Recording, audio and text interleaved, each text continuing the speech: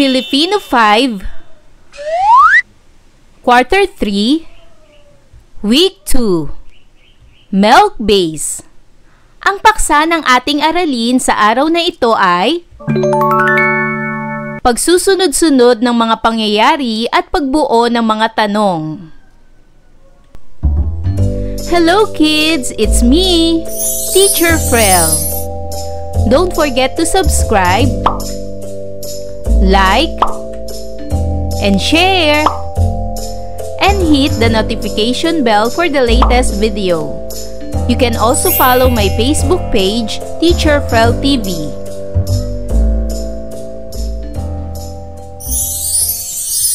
Welcome back mga bata! Sa araw na ito ay pag-aaralan natin sa asignaturang Filipino ang pagsusunod-sunod ng mga pangyayari at pagbuo ng mga tanong. Ang ating most essential learning competencies ay na pagsusunod-sunod ang mga pangyayari sa tekstong napakinggan, chronological na pagsusunod-sunod, at nakabubuo ng mga tanong matapos mapakinggan ang isang salaysay. Ang ating core content ay naipamamalas ang kakayahan sa mapanuring pakikinig at pag-unawa sa napakinggan. Na pagsusunod-sunod ang mga pangyayari sa napakinggang teksto. Nakabubuo ng mga tanong matapos mapakinggan ang isang salaysay. At napahahalagahan ang tamang pakikinig at pag-unawa sa mahalagang impormasyong napakinggan. Para sa panimula, ang bawat kwento ay may tinatawag na banghay. Ang banghay ay tumutukoy sa maayos at malinaw na pagkakasunod-sunod ng mga pangyayari sa isang kwento o paksa. Pag-aralan natin ang mga bahagi ng kwento. Simula. Sa bahaging ito, mababanggit ang mga kilos, paglinang sa tao, mga hadlang, problema at suliranin. Gitna. Ang bahaging ito ay naglalaman ng maayos, sunod-sunod at magkakaugnay ng mga pangyayari. Wakas o katapusan. Sa bahaging ito, nagkakaroon ng kalutasan at solusyon sa mga problema at suliranin ng isang akda. Tingnan ang halimbawa ng isang story map. Sa isang story map, mayroong mga tauhan, banghay, at tagpuan. At ang banghay ay may mga bahagi.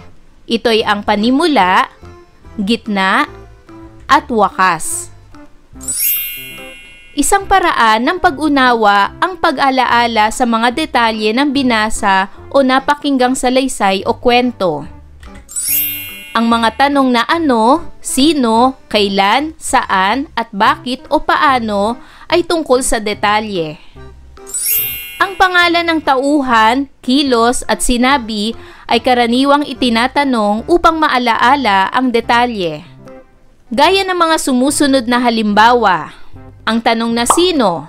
Sino ang naglalaro? Saan siya naglalaro? Kailan siya naglalaro? Bakit labis-labis ang kanyang kasiyahan? Paano niya nakita ang kanyang paboritong manika? Para naman sa pagpapaunlad, sa tulong ng magulang mo o nakatatandang kasama sa bahay, ipabasa ang kwentong Ang Mahiwagang Buslo.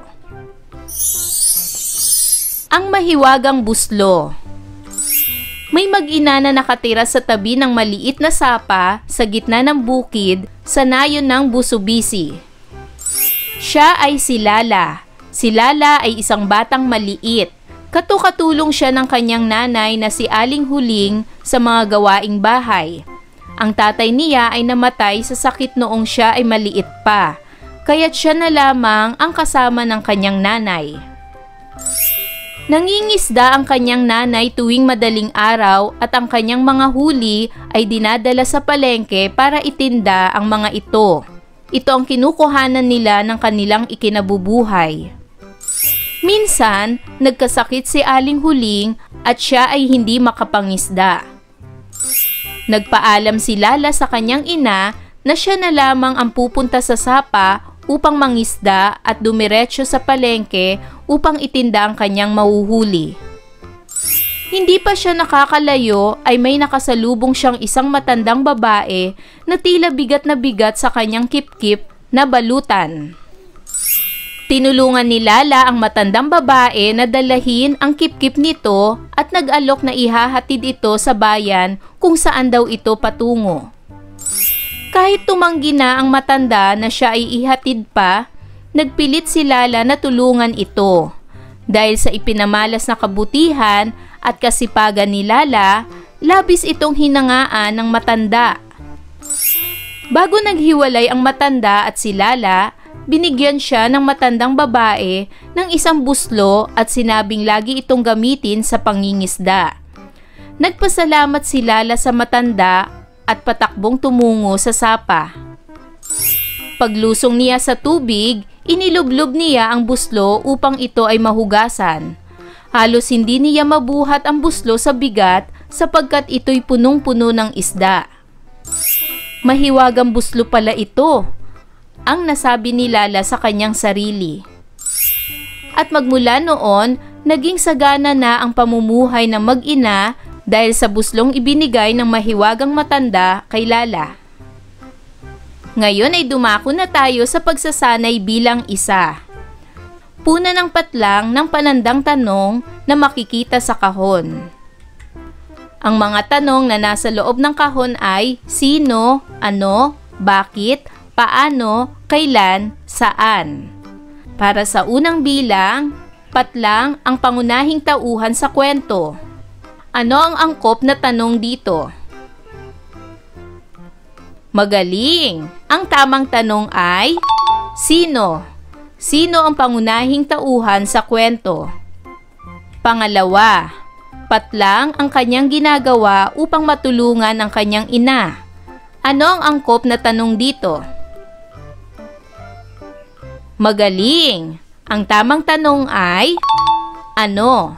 Ano ang kanyang ginagawa upang matulungan ang kanyang ina? Pangatlo, patlang patungo ang matandang kanyang tinulungan. Ano ang angkop na tanong para dito? Tama! Ang angkop na tanong ay, saan? Saan patungo ang matandang kanyang tinulungan? Pang-apat, patlang tinulungan ng bata ang matanda. Ano ang angkop na tanong para dito? Tama! Ang angkop na tanong ay, kailan? Kailan tinulungan ng bata ang matanda? At panglima, patlang ginantimpalaan ng matanda ang batang babae. Ano ang angkop na tanong para dito? Magaling! Ang angkop na tanong ay, paano? Paano ginantimpalaan ng matanda ang batang babae? Para naman sa pagsasanay bilang dalawa, pagsunod-sunurin ang mga pangyayari mula sa kwentong napakinggan. Gamitin ang bilang 1 hanggang 5 at ilagay sa patlang ang inyong sagot. Basahin muna ang bawat bilang at pagkatapos ay pagsunod-sunurin ang mga pangyayari ayon sa kwentong ating binasa. Ang unang bilang ay nasa pang-4 na bilang. Nagpaalam si Lala sa kanyang ina na mangunguha siya ng isda sa sapa.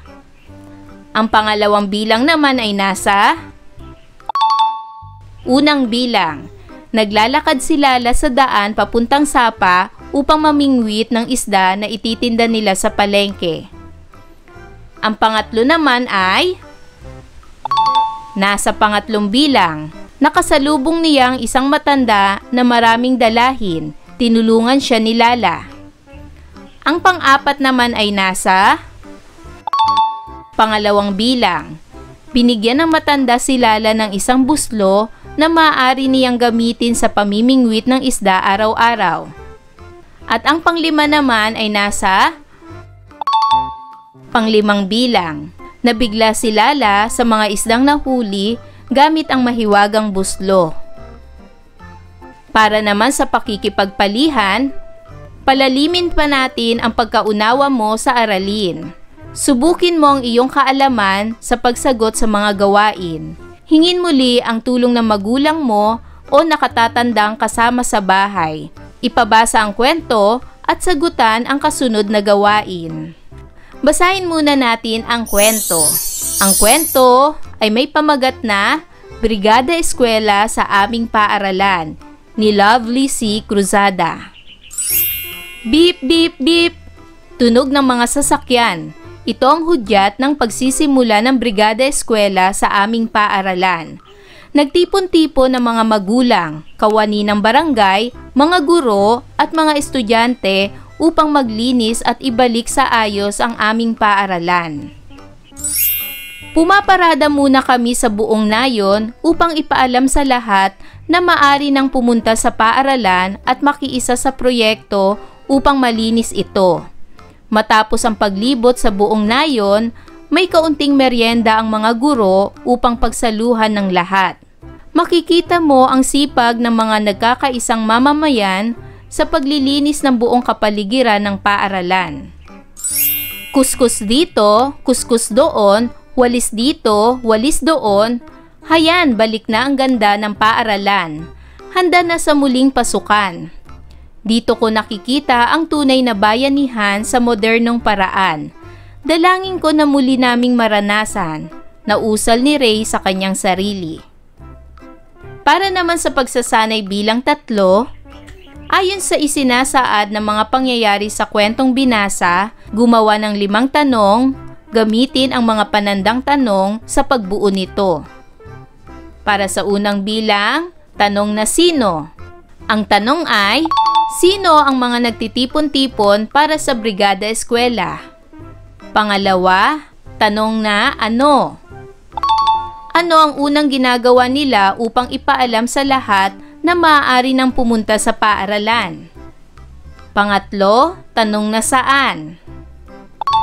Saan ginagawa ang paglilinis ng mga lumalahok sa gawain? Pang-4 na tanong ay bakit? Bakit nagsagawa ng paglilinis sa paaralan? At pang-5 tanong, paano?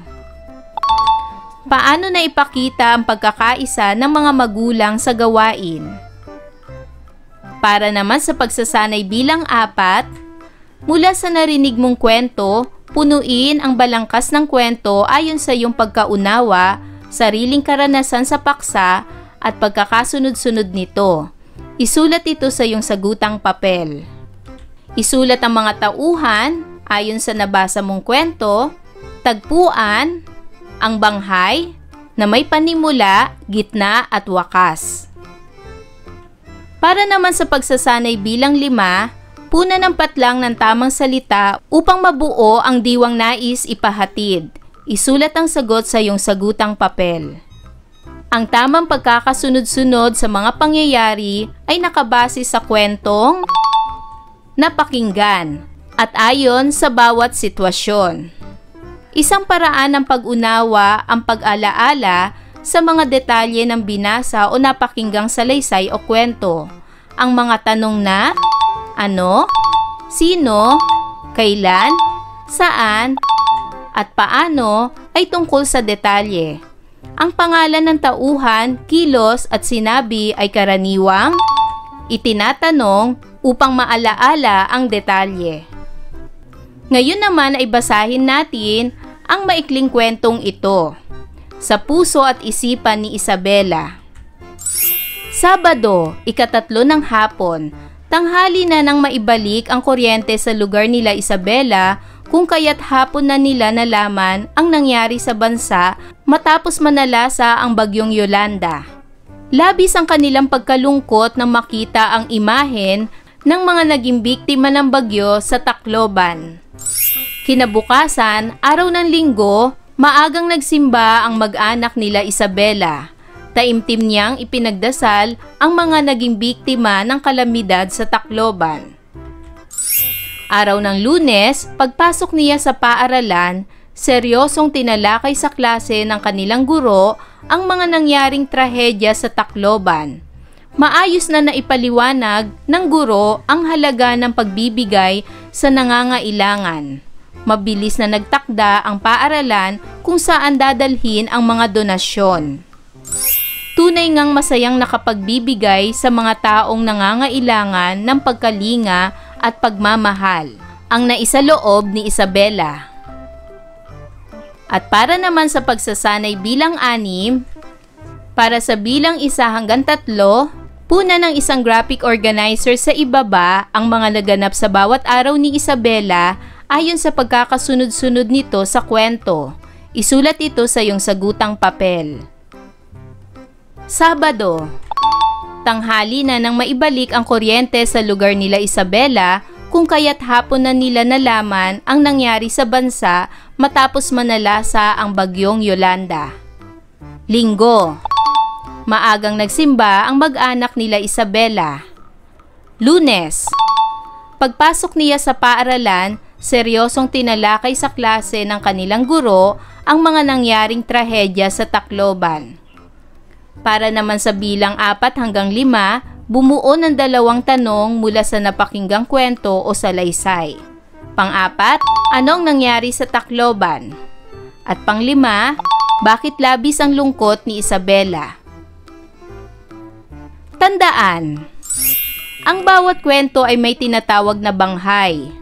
Ang banghay ay tumutukoy sa maayos at malinaw na pagkakasunod-sunod ng mga pangyayari sa isang kwento o paksa.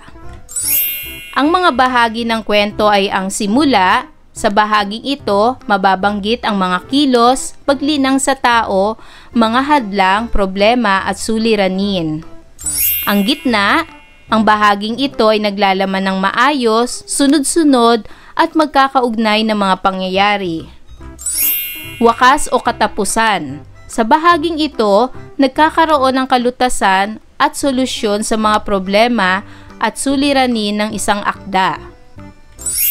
Isang paraan ng pag-unawa ang pag-alaala sa mga detalye ng binasa o napakinggang salaysay o kwento. Ang mga tanong na ano, sino, kailan, saan at bakit o paano ay tungkol sa detalye. Ang pangalan ng tauhan, kilos at sinabi ay karaniwang itinatanong upang maalaala ang detalye. Ayan mga bata, naunawaan niyo ba ang ating aralin sa araw na ito? Kung ganon, magaling! Mga bata, sana'y marami kayo natutunan sa ating aralin. Hanggang sa susunod na video lesson, paalam! Thanks for watching!